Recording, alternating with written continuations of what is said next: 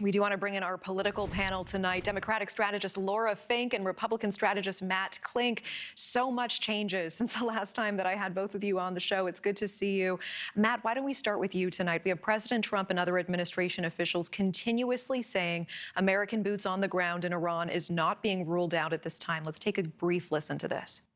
Well, I'm not going to get ahead of those conversations. I can tell you, unlike his predecessors, both Obama and Biden, President Trump is never going to take options off the table. I'm a former special operator. We have troops and assets that are focused on seizing weapons of mass destruction if needed and if so ordered. If the president does send troops into Iran, does he risk the voting public turning against Republicans at the November midterms? Well, let's first point out that that's a hypothetical, and no president in his or her right mind should ever, and I underscore that, they should never answer that question because that's what the enemy wants to know.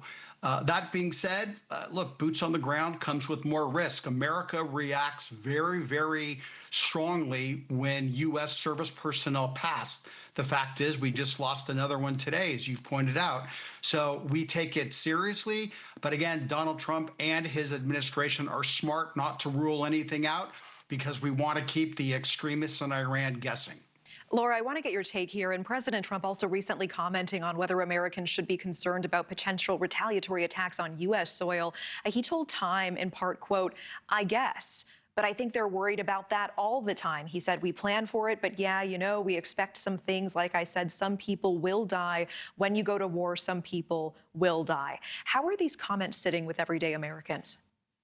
Well, if you look at the numbers, full 60 to 75% of Americans oppose this war, oppose a preemptive strike like we initiated on Iran. So he already starts the war. Usually the high watermark of support for a war is at the beginning when nations are united. We see the opposite in this case. And a lot of that is because President Trump and Secretary Rubio and the Secretary of Defense Hegseth have failed to make a coherent case as to why we are there, what the objective is, and what the end game is. And Americans understand the risk of getting involved in wars that are unpredictable. And this is wildly unpredictable. And that lack of a case means that those voters that are opposed to him aren't going to come on board. And certainly when we see our brave service members being attacked and coming home and giving their lives in service of something where we do not have a coherent end, I think that all creates a problem. That, and you heard the general, this is going to be a very expensive war. Multiple trillions of dollars we spent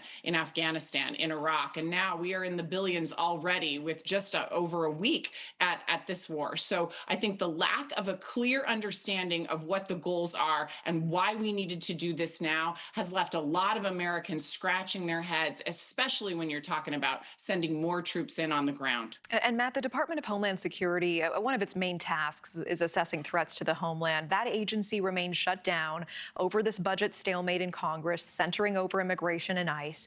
Now, with the war, is it a bad look for Democrats to stand in the way of DHS in any way?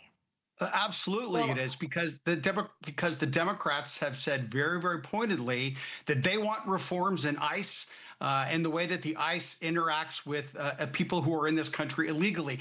Guess what? ICE is funded for the next 4 years. So what the Democrats are doing is they're not funding the Coast Guard. They're not funding the Transportation Security Administration. They're not funding other things, FEMA, things like that. But ICE and Border Patrol, they're already funded. So again, the Democrats are knowingly putting the homeland at risk, all because they want to play politics because of their support for people that are in this country illegally. Laura, I see you itching to respond here. I mean, I'm just smiling because Matt's giving a great party line that people aren't really buying. If the Republicans sat down, but it's I'll true. Just finish.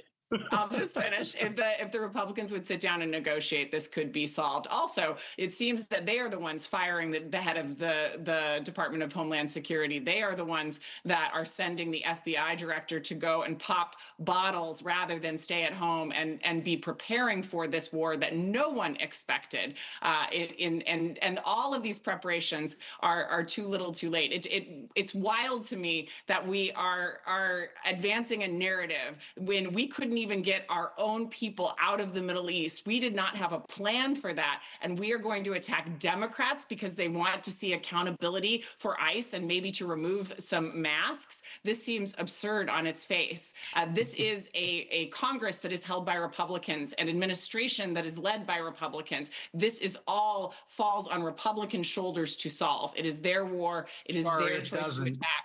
Yeah, Matt, I see you shaking your head here. I want to ask you, too, about the ousting of Kristi Noem that we saw on Friday, the president tapping Senator Markwayne Mullin as her replacement here. What lessons do you hope Mullin will learn from Noem's tenure?